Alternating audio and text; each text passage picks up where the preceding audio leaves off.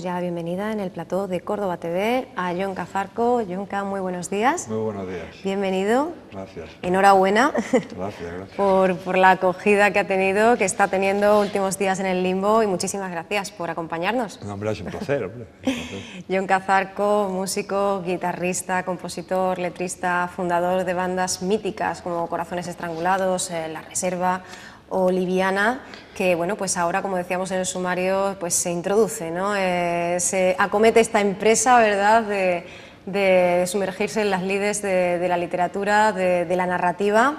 Acogía el bar Astronauta el pasado jueves, día 12 de junio, la presentación de Últimos días en el Limbo. Como decimos, son los primeros para Jonca, al menos en este género, en este cauce. Un evento en el que te veías pues arropado, Jonca, como me decías, no solo ya por los conocidos, por gente del mundo de la literatura, sino sencillamente también por seguidores tuyos como músico y por personas que estaban interesadas por conocer pues este nuevo capítulo en la trayectoria profesional y artística de Jonca Zarco, ¿no?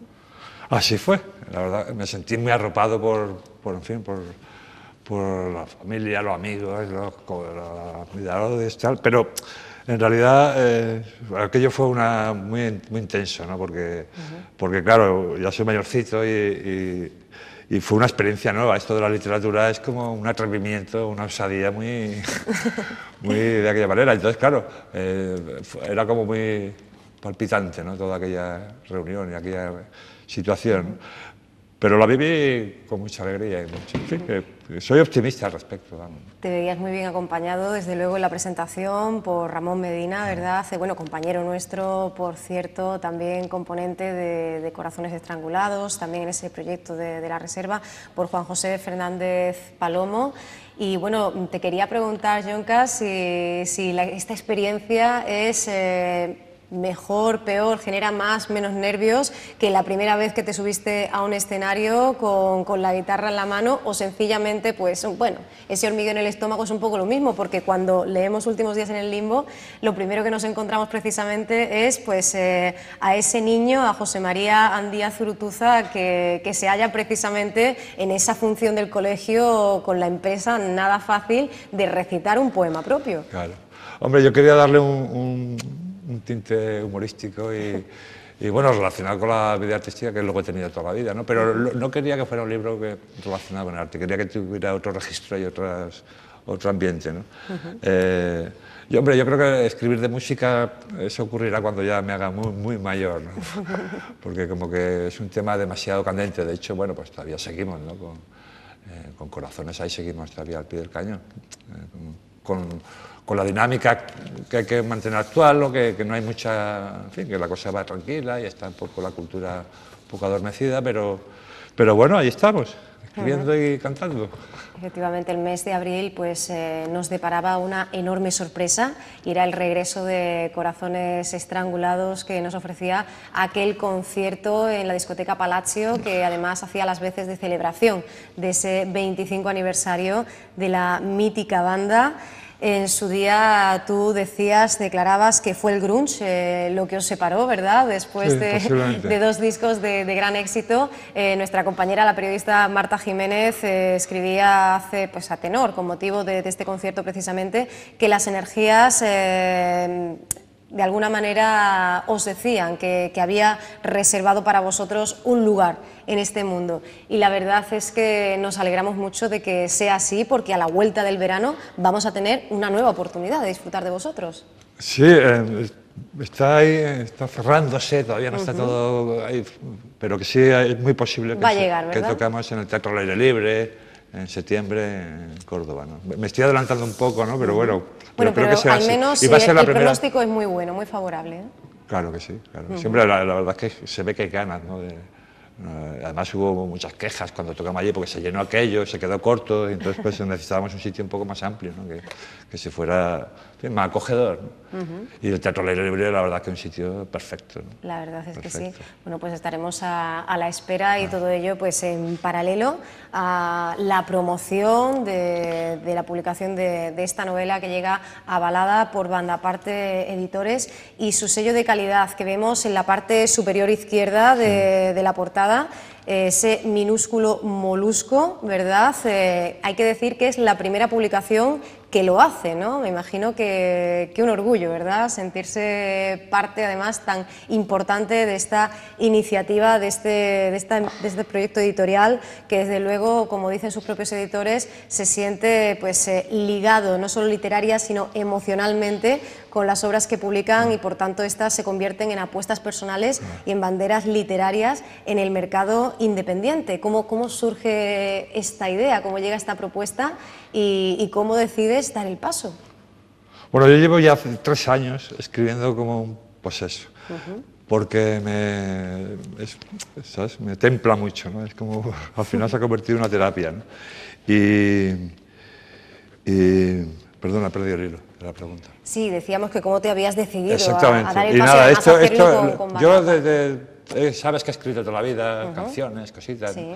y pensaba que lo de escribir un libro pues era cosa ya de gente mayor, ¿no? De gente con experiencia y con, en fin, que atreverse a escribir una novela o algo así muy extenso, como que correspondía a mentes muy preclaras, ¿no? El caso es que bueno, cumplí los 50 años hace muy poco y me di cuenta de que yo ya no era ningún jovenzuelo. Entonces, pues, pensé que era el momento de escribir. Y empecé un poco a lo tonto y me quedé totalmente enganchado al hábito de escribir todos los días unas cuantas horas, ¿no? Porque de hecho, si no lo hago ya, me siento fatal, ¿no? Y en esa dinámica estoy, escribiendo. Ahora estoy incluso acabando una segunda novela y sé que no va a acabar ahí, porque he descubierto unos grandes placeres a la hora de la creación de una novela.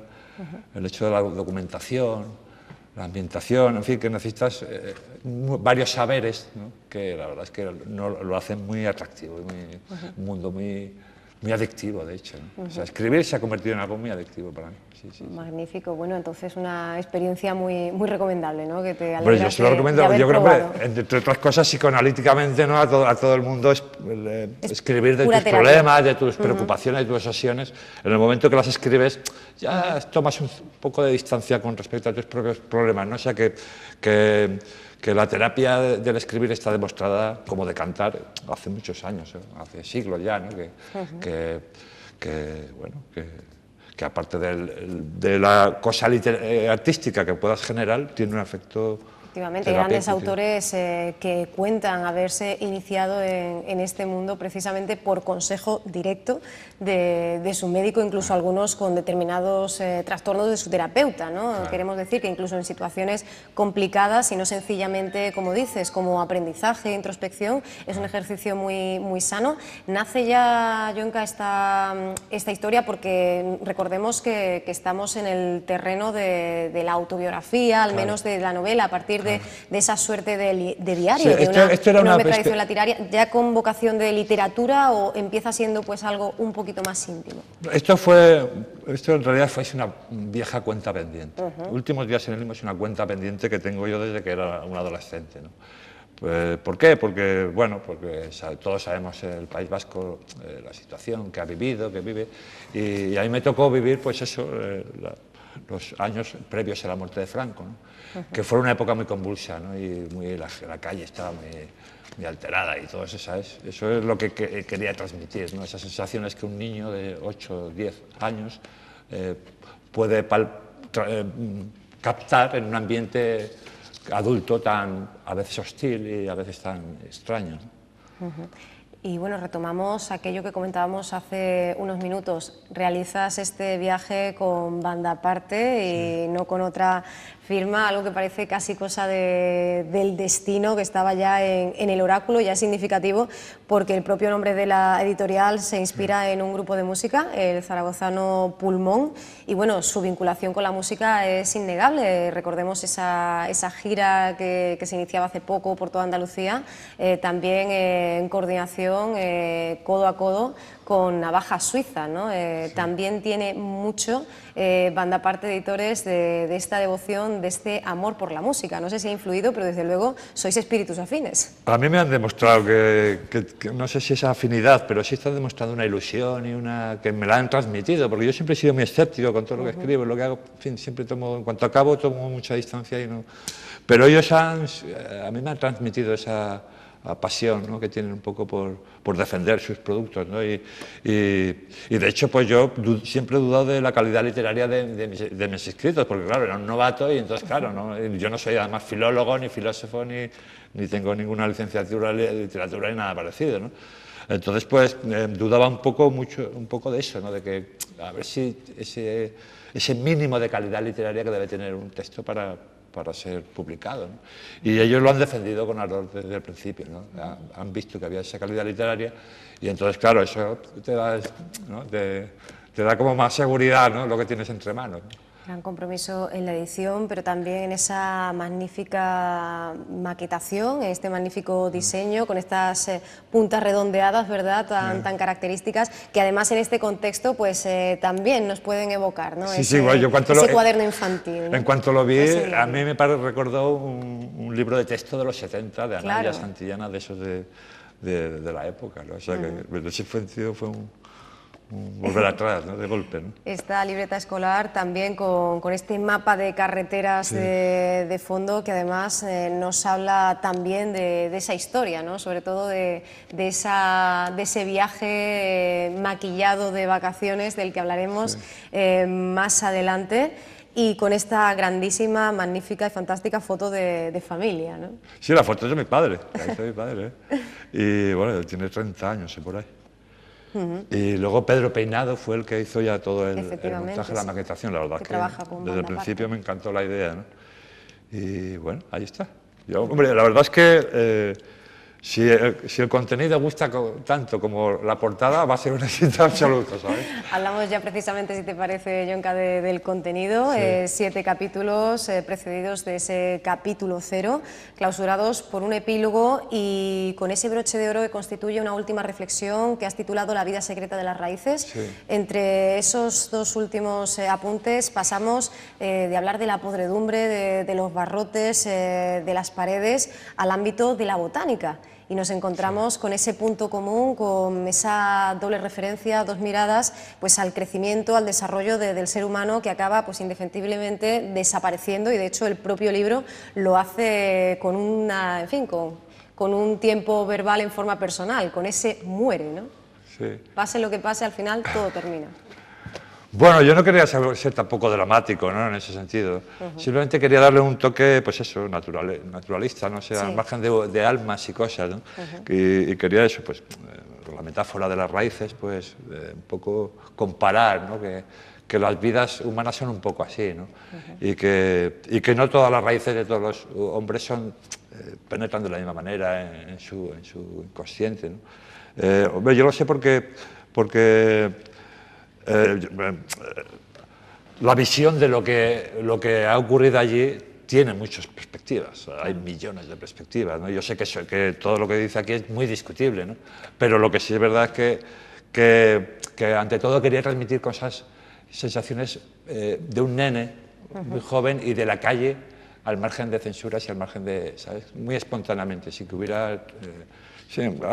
quería que fuera algo espontáneo, pero a la vez que tuviera su rudeza, ¿no? Porque yo no he querido pintar aquí a un protagonista bueno, palagoso, sino lo he querido pintar inquieto, protestón y rebelde, ¿no?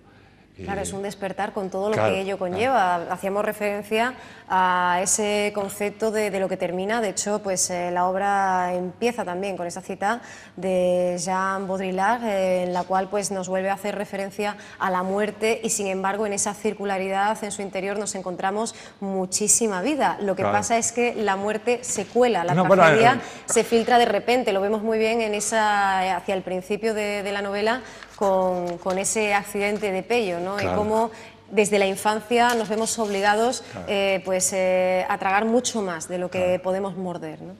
Mira, de todas maneras, la intro lo que dice: todo lo que expurga su parte maldita firma su propia muerte. Así reza la teoría de la parte maldita. En realidad, aunque habla de la muerte y tal, pero en realidad aquí lo que yo pretendía sugerir era que que no podemos renegar de nuestras cosas negativas, de nuestros defectos, de nuestras paranoias, de nuestras locuras. Todo está dentro de la vida. Claro. Porque somos parte de... Porque esas cosas que no nos gustan y de las que podemos renegar forman parte de nosotros. Y en el momento en que reniegas de todas esas pues cosas aparentemente negativas, es una forma de morir. Y se puede estar vivo, o sea, muerto en vida, habiendo renunciado, ¿sabes? Si renuncias por sistema y por un poco por prejuicio de todo lo que, ¿sabes? Porque hay gente, claro, por el no querer ver lo que... Porque claro, lo normal es qué guapo soy, qué tal, pero que los defectos es más complicado que uno los pueda asumir, ¿no? Entonces yo lo que quiero decir aquí es esto, ¿no? Que no podemos renegar de nuestra parte negativa, nuestra parte maldita, porque estamos firmando nuestra propia sentencia de muerte. Estamos negando la mitad de nuestra vida, ¿no? O sea, somos buenos y somos malos, pues somos las dos cosas, ¿no? Claro. Gran parte de los capítulos van precedidos de citas, autores como Fromm, Wittgenstein, que aparecen en unas cuantas ocasiones, incluso Beethoven, ya hablaremos de ello. Esta concretamente nos lleva a preguntarte si expurga esta primera obra, pues la parte maldita de ese yo narrativo, si de alguna manera, como decías antes, no hablamos solo de un proceso sanador, sino que realmente se salda, ¿no? esa vieja deuda, no solo ya con la historia, sino con la tuya propia. Yo también quería transmitir eso, ¿no? que estaba superado, o sea, que es verdad que se quedaron ahí un run y unas cosillas, pero que cuando lo escribí ya no estaba resentido ni mucho menos, ni tenía sentimientos negativos al respecto, ¿no? O sea, creo que si algo he hecho es intentar transcribir esa superación de esos problemas, ¿no? O sea, aunque no lo he dicho cómo lo hago, pero sí he pretendido esbozar esa solución a esos problemas, ¿no? Hablábamos antes del proceso de escritura y yo a lo largo de la lectura del libro me preguntaba si te había sido necesario o al menos te había resultado algo importante hacer durante este trayecto, este periplo en el cual compones la obra, el regreso físico a aquellos paisajes o si de alguna manera te has planteado este ejercicio con la memoria que puede ser una aliada, pero a la vez es muy traicionera, a la hora de intentar transmitir, porque pensemos que no solo estás trasladando lo que recuerdas, sino que además lo estás haciendo con los ojos de un niño, ¿no? De un preadolescente. Hombre, aquí el reto es doble, ¿no? Claro, no, me tiré un año viviendo, o sea, yo estaba en Córdoba, no he salido de Córdoba en el último año, pero mi cabeza estuvo, bueno... Había volado para allá. Pero se tiró casi un año allí, ¿no? Recordando, documentándome. Porque claro, los datos, yo tenía un follón de datos ahí que tenía que ir clarificando, ¿no? Claro. Y bueno, lo que te digo fue como estuve viviendo un año en Córdoba, pero este año estuve realmente con la cabeza allí, ¿no? Y en todos los sentidos, ¿no? Casi fue como dicen, un viaje astral un poco, ¿no? No era así, ¿no? Pero sí un poco, ¿no? Porque cuando la mente se imbuye en un mundo y vamos, puedes estar aislado en ese mundo durante muchísimo tiempo, ¿sabes? Pues muy absorbente, ¿no? Y claro, corremos ese riesgo, ¿no? Precisamente una de las citas que eliges de Wittgenstein nos dice que nada es tan difícil como no engañarse, ¿no? Claro. Entonces, pues bueno, aceptamos el desafío y ese paño, ¿no? Sí, ese es que lo que tiene la memoria. Somos unos profesionales, los humanos somos unos profesionales del autoengaño, ¿no? Claro. Entonces, por eso de ahí la cita, ¿no? Nos hablas de elementos con vida propia, como esa casa típica de Euskaldun, inmueble testigo, nos dices, al menos de 3 generaciones, de tu familia materna y de la guerra civil. Un personaje más, porque nos llegas a hablar de un balcón presumido, incluso, de invadir el acerado de la calle y una edificación que, bueno, pues se ve al tiempo maltrecha, escribes, con su orgulloso balcón desprendido. Y es que la casa, de alguna manera, también es, ¿no? Ese sostén, claro, ese peso del paso, ¿no? Del tiempo. Claro, ese era el punto de referencia de la familia, ¿no? Porque yo nací y todos mis hermanos nacieron, en fin. Y claro, y de hecho ahí pasamos vacaciones todos los años, tal, entonces claro, era eso, nuestro punto de referencia, ¿no? Y cuando ocurrió eso, la verdad es que ya habíamos dejado de ir, ya vivía en Córdoba incluso y claro, Pero claro, que ocurran esas cosas no te hace ninguna gracia. A mí no me hizo ninguna gracia. Claro, claro. En fin, aquello te hierve la sangre. Claro, claro que sí. Bueno, leyendo tu biografía, Jonca, la verdad es que nos encontramos con que eres un auténtico todoterreno. Estudias Derecho y Música, Estudié has trabajado Derecho. como, bueno, estudias, quiero decir que estudiaste, has trabajado como productor de televisión, redactor de páginas web, has sido, bueno, empresario con una firma de camisetas online, encuestador, teleoperador, dependiente. Y esta es la primera incursión en la literatura, precisamente, como decíamos, en el terreno de la literatura, de la novela autobiográfica. Por un lado decimos, podemos pensar a priori que es más sencillo hablar de lo que uno ha vivido, de lo que uno ha sentido, de lo que uno conoce, pero también exige una doble exposición y de hecho, ese personaje protagonista que nos habla además en primera persona, no lo hace con el nombre de Juan Carlos Zarco Uribe Echevarría, sino que lo hace con el nombre de José María Andía Zurutuza, ¿no? Sí. No sé si has necesitado también Yo desde el principio, esta separación. aunque está claro que hay un tono de memorias ahí, Claro. pero quería novelarlo, ¿no? Y Claro. no quería ceñirme a mis recuerdos y a mi persona, ¿no? En mi familia. Yo quería hacerlo un poco más amplio, ¿no? Sí. Y en ese sentido, pues, creo que elegir otro nombre me dio una libertad que a la hora de escribir pues podía enfocarlo, en fin, me abría un poco mucho más, ¿no? Las posibilidades, ¿no? Que podía tener el personaje, ¿no? Y es que aunque hablemos de lo que hemos vivido, eso también hay que hacerlo verosímil, porque Claro. hay experiencias en la Claro. vida que son muy poco Claro, creíbles. también yo cuando empecé a escribirlo yo recordaba los libros de aventuras de Baroja, ¿no? A la calle del aventurero, tal. Y yo quería un poco transmitir ese un poco espíritu. No sé si lo conseguí, pero lo quería transmitir y por eso elegí ese Andía, ¿no? Porque era también es un personaje de Baroja y entonces como que quería darle cierto toque tradicional, ¿no? El literario tradicional. Y de paso eso, que me pudiera explayar y mentir todo lo que yo quisiera, claro. Claro. Pieza clave en esta obra y algo que han valorado todos aquellos que han tenido pues, la suerte de leerla es la naturalidad del discurso y también aquello con lo que recoges aunas lo más anodino y lo mágico, ¿no? Y manteniendo siempre pues, esa credibilidad en todo momento, Claro. pues entendemos que es posible, ¿no? Que le sucedan todas estas cosas a este personaje y que tenga la oportunidad de ser testigo de tantos momentos intensos, pero también de esas pequeñas grandes miserias, ¿no? Como por ejemplo pues el no despedirte, ¿no? Claro. Del que tú consideras que era el amor de tu vida, ¿no? De Claro. aquella María Jesús. Claro, claro. Que bueno, hombre, un poco en esas no despedidas es donde quizás empieza a surgir la novela, ¿no? ¿Por qué? ¿Por qué ocurre esto? ¿no? Hay una Es un poco historia la que pregunta. está por En fuera. realidad esto es un homenaje a mis amigos de la infancia, ¿no? Eso también lo tengo claro, es un homenaje a ellos, ¿no? A los amigos que perdí, claro, porque claro, son amigos que no se recuperan. Aunque los pueda volver a ver, pero cuando hay una ruptura así, no sé. Yo creo que ya te digo, es un homenaje a ellos, ¿no? A los amigos de la infancia, ¿no? Sí, sí. Jonca, después de tantísimos años, como decíamos, recorriendo bueno, los escenarios más emblemáticos de nuestra ciudad, también con esa experiencia intensísima en Irlanda que te pondría en contacto. Eso en Irlanda no, vale, bien, pues estamos, información errónea.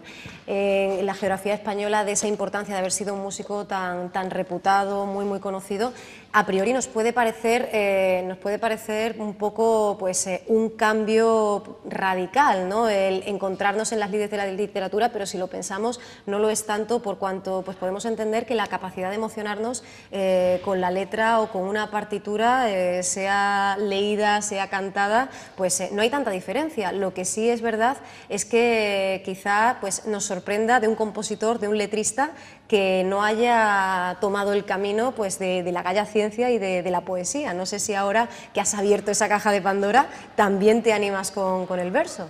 Hombre, si las novelas y tal me causaban respeto, la poesía me causa bastante más respeto. Da más todavía. miedo, ¿no? Más miedo, claro. Entonces, pues, claro que he escrito. De hecho, como todos los niños, empiezas escribiendo eso, tus versos. Pero es algo que no... Porque es algo como que ya creo que debería ser muy selectivo. Si yo algún día enseño versos que haya escrito, Sí. será será una selección muy puntillosa, ¿no? Y muy delicada porque porque es muy fácil hacer el tonto con poesía, o sea, es muy fácil caer en tópicos y caer en, ¿sabes? Y entonces, eso como que creo que hay que ser especialmente delicado, ¿no? A la hora no quiero ser un cantamañanas, perdona, pero es así, ¿no? Bueno, con respeto, ¿no? Paso Claro, a paso y ya irá llegando esa inspiración y esa necesidad, quizá. Hablamos de poesía en unos días en los que ya se está preparando ese homenaje por los 30 años del fallecimiento de Vicente Aleixandre y en la primera semana en la que pues, despedimos a Manuel Álvarez Ortega, poeta cordobés que fallecía en Madrid hace muy poquitos días, que fue en su día candidato al Premio Nobel de Literatura, para lo cual se vio pues, avalado pues, por una treintena de poetas, de escritores, y que dijo cosas como que lamentaba haber nacido en una ciudad milenaria que destierra sistemáticamente a sus creadores. Tú que eres vasco, pero que también te sientes medio cordobés, medio madrileño, podríamos decir, que tienes esa ascendencia más diversa, vivencias, partes, etapas muy importantes de tu vida en diferentes puntos de la península. ¿Crees realmente que esto es algo que sucede en Córdoba y ahora que estás presentándote como escritor, lo vivencias así o puede ser algo un poquito común a todas las ciudades y a todos los territorios? Hombre, no, el problema de Córdoba es que es pequeñita, entonces, claro, faltan muchas cosas, ¿no? Y si vives si quieres desarrollarte en el ámbito artístico, pues las limitaciones son obvias, ¿no? Entonces, si tienes ambiciones serias, pues lo normal es que te acabes yendo a otro sitio donde puedas encontrar ese contexto adecuado. La verdad es que Córdoba no es que sea puñetera, es que es lo que es, ¿no? Y entonces se puede hacer lo que se puede hacer, pero no se puede pedir peras al olmo. O sea, es cierto que para hacer grandes proyectos de cierta índole, pues sí tienes que irte a Madrid, a Barcelona o donde sea, ¿no? Pero yo creo que en Córdoba se puede hacer de todo y no hace falta, en fin, en principio, ¿no? Es lo que te digo, si los medios de comunicación, los grandes medios de comunicación, pues pasan por aquí un poco de puntilla, ¿no? Entonces hay que... En Córdoba tenemos una tarea pendiente de hacer ruido y de defender lo nuestro de toda la vida, eso es así. Y además lo dices en primera persona del plural. Sí, no, yo soy cordobés ya, yo llevo ya 32 años ya aquí, ya. Si yo no dijera que soy cordobés sería tonto, hombre. Claro que lo soy. Claro. Es cierto que cuando yo, por ejemplo, cuando vine a vivir aquí, yo no quería venir a vivir a Córdoba. Pero también es cierto que yo ya no me quiero ir a vivir a ningún lado. Ya te ha atrapado la tierra. Ya me han cazado. ya te ha cazado la ciudad.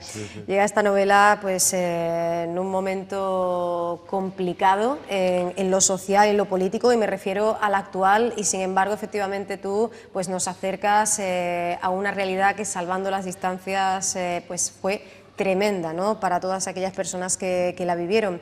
¿Te preocupaba, Yonka, que el relato en este momento, que esta historia basada, fundamentada en la España de los 70, de alguna manera pudiera abrir o levantar algunas asperezas o levantar cierta polvareda? Porque, como me decías, nos hablas de cuestiones que quizá todavía están por cicatrizar, ¿no? En estos días estamos hablando tantísimo, incluso hay autores que plantean que la transición no ha terminado o que estamos en una segunda transición, y tú abordas pues, cuestiones como el independentismo vasco, el terrorismo de ETA, el FRAP y, bueno, nada menos que la dictadura franquista, ¿no? Claro. Es que te pilla al principio y al final me he ido. Bueno, yo lo que quería era hurgar en la herida, por supuesto. O sea, que al principio he querido hurgar en la herida y sé que estoy hablando de cosas muy delicadas y muy controvertidas. Pero ahí está un poco lo que aporta esta novela, era eso, ¿no? Quería aportar porque... si yo hubiera querido escribir esto desde el punto de vista de un hombre de 45, 50 años, un tío maduro, pues sé que hubiera tenido muchos problemas para pretender transmitir este ambiente. Me he camuflado en la ingenuidad de un nene de 8 años para poder decir abiertamente cosas que igual con más sensatez o más conocimiento de causa no diría, ¿no? Pero eso es lo que pretende aportar, ¿no? La salvaje espontaneidad de un nene, ¿no? de 12 años que se rebela un poco contra lo que ve, ¿no? Y desde luego que este libro se trataba de hurgar en la herida, sin ninguna duda, y sé que despierta recelos y sé que molesta a gente, claro que ha molestado, pero es lo que hay. O sea, yo no quería con este libro... yo quiero que al que lo lea le haga un pellizco, ¿sabes? Quiero que le haga, que se haga preguntas, ¿no? Y que se quede con... O sea, no pretende ser una visión nostálgica y de la infancia romántica, ¿sabes? No, no, no. Esto quería ser algo muy real, ¿no? O sea, que es una novela, pero una novela cruda, ¿no? De alguna manera, ¿no? Y bueno, eso esa era la idea, ¿no? Un poco. Esa metafórica aniridia de la mirada del niño, ¿verdad? Esa limpieza de quien está conociendo todo esto por primera vez, al que le llega la noticia de esa carta amenazadora al alcalde de Zumárraga, por ejemplo, ¿no? Y que va conociendo pues, lo que está sucediendo en el país, que de repente deja de ser algo de lo que se pueda distanciar, ¿no? Asistimos como progresivamente en la novela hay un deseo por su parte, claro, lógicamente, de ser mayor, de fumar, de hacer esas cosas que no se deben hacer o que tiene prohibido hacer, pero también asistimos al momento en el que se rompe la burbuja, ¿no? Hombre, se tiene que romper. Claro. O sea, pues no nos podemos aislar. Pero que uno sea consciente de ello es realmente la parte más dura, ¿no? Claro, claro. Es que, claro, a veces como cuando se plantean los problemas del País Vasco, como que todo se queda en política, ¿no? Como que los políticos tal, el terrorismo y tal, pero eso no es solo, o sea, eso se transmite a la calle, se vive en la calle, ¿no? Entonces, por muy apolítico que seas, por muy tal, no te puedes abstraer a esas sensaciones, a esas emociones que circulan por las calles, ¿no? Y entonces, pues bueno, ahí también quería transmitir eso, ¿no? Lo que los medios de comunicación no cuentan, pues eso, porque no lo cuentan, pues entonces, para eso está esto. Pasamos efectivamente del limbo a saborear la amargura de un régimen virulento, represivo, y también de las reacciones violentas ante esa situación, y lo hacemos, como decías, ¿no? Con esa mirada que no se suele tener, la mirada de quien realmente ha vivenciado, ha vivido todo esto. ¿Hacía falta, tú crees, y te pregunto, no ya como Jonca, como escritor, sino como lector, una obra de estas características que se acercara a la realidad de aquella época del País Vasco, sin esos filtros, sin, como tú decías, pues estereotipar de alguna manera todo, pensar que la política está a un lado y a otro lado la ciudadanía? Claro. Hombre, yo no sé si está separado, pero lo que está claro es que era necesario. O sea, yo no sé si era necesario escribirlo, pero para mí ha sido imprescindible, ¿sabes? Claro. O sea, yo eso es posible que igual puede pasar sin pena ni gloria, pero para mí ha sido algo que, bueno, de hecho es una novela de iniciación, o sea, en el que he tratado de superar cosas, ¿no? Y bueno, ahí estamos. Es como dice el comentario detrás, ¿no? Se trata de que la vida sea real y mágica, ¿no? O sea, jugar con la mezcla de los dos componentes para que tenga su chispa, ¿no? Y además, desde la primera toma de contacto con el pequeño José María, descubrimos que con aquella experiencia a la que hacíamos referencia antes, de esos nervios, ese bloqueo, ese miedo escénico, él concluye que, bueno, pues toma conciencia de que en definitiva la vida es simple y llanamente puro teatro, ¿no? Claro. Me imagino que aquí hablan el niño, el alter ego, quiero decir, el yo narrativo, y también el autor, ¿no? Claro, el que se inspira. Claro, es un poco como una declaración de intenciones, ¿no? De todas maneras, esos nervios siempre están ahí, ¿eh? O sea, y no deben yo lo recuerdo con 7 además. años, pero que luego cada vez que me he subido a un escenario, cada vez que entras en cualquier set, pues esa cosita te entra, ¿no? Y momentos de mente en blanco, yo lo he tenido aquí, contigo he tenido ya un par de ellos. Esto es lo que tiene bueno, también pasa que claro, con la edad ya tienes más recursos y puedes salir por petelera, ¿no? Pero que el caso es que sigo siendo ese niño de 7 años que se queda en blanco con un foco, ¿sabes? Con un foco que le ciegue, ¿no? Sí, y que sin embargo tuvo que vivir pues, episodios tan duros como aquel en el que se centra el capítulo 7, ese, nos dices, exilio disfrazado, camuflado de vacaciones, ¿no? Nunca olvidarás aquel 28 de junio del año 75, ¿no? Sí. Bueno, ese fue... Y eso que ya ha llovido desde entonces, ¿no? Sí, sí, ese fue el primer paso para Córdoba, ¿no? Y bueno, la verdad es que...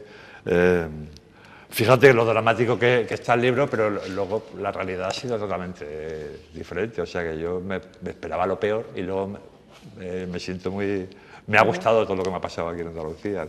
Pero claro, en aquellos momentos no lo pensaba así.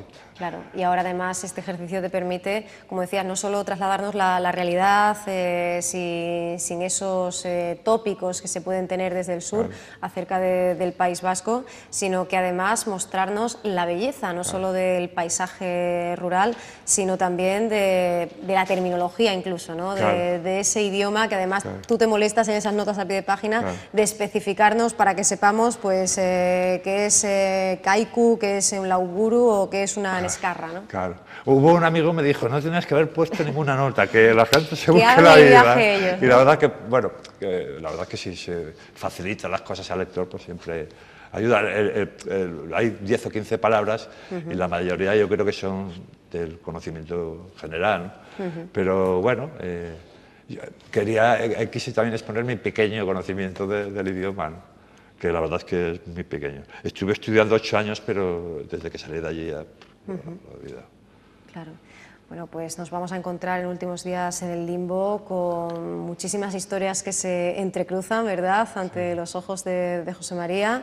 Bueno, el amor de Ana, pues conociendo también a esos cuates, al Magú, a sus amigos, a Ricard, a Andoni, a Gorka, a Iñaki, Kaki, pues a John, también pues el tío Ernesto, María Jesús, de la que ya hemos hablado, Valen, Inma, el Gordi, muchísimos personajes, ¿verdad?, una galería de personajes entre los cuales de alguna manera recogemos, ¿verdad?, el testimonio de una época y cómo pues esos momentos en los que a hurtadillas se escapaba José Mari para poder asistir a los ensayos de la orquesta Ritmo y Melodía y esas discusiones entre el billar español y el norteamericano conviven, ¿no?, con lo terrible, con lo que está sucediendo en un país que definitivamente pues, empieza a quebrarse, ¿no?, a buscar un nuevo inicio, ¿no? Claro, con 12 años, cuando sales de casa y el primer escondite que encuentras es el salón de juego, ¿no?, de billares, y ese es tu nuevo mundo, ¿no? Donde empiezas a fumar tus cigarrillos. Y bueno, ahí donde... creo que ya ni los nenes ya no ni hacen eso, ¿no? Pero yo creo que eso es algo que socializa mucho y tenía su sentido, ¿no? No sé. Juanjo Fernández, en Cordópolis, definía la publicación de Últimos días en el Limbo como feliz sorpresa y nos sumamos de verdad a este calificativo porque nos parece muy, muy adecuado. Te quería preguntar cómo conviven Jon Cazarco, escritor, y Jon Cazarco, músico, pero vemos que de una manera, no sé si tiene sus momentos de complicación, ¿no?, a la hora de crear, pero de una manera bastante plácida y bastante armónica, ¿no? Porque te veo muy satisfecho con el trabajo. No, hasta ahora no me ha creado ningún problema. Al revés. La literatura es una actividad de pausa, ¿no?, y de tiempo tranquilo, ¿no? La música es todo como más frenético, ¿no? Y yo creo que se compatibilizan estupendamente. Y desde luego sé que no me va a impedir ni lo uno a hacer lo otro, ni mucho menos, ¿no? Al revés, yo creo que son más que complementarios, ¿no? Muy bien, bueno, pues viendo que además hemos abierto la veda, ya me decías, y ya estoy con la segunda novela, ultimándola. Sí. Es magnífico, vamos a tener muchísimas ocasiones para volver a encontrarnos y hablar de tu obra, de tu trayectoria musical y también de tu trayectoria literaria. Claro que sí. Yo espero presentarte pronto la segunda novela. Sí. Muy bien.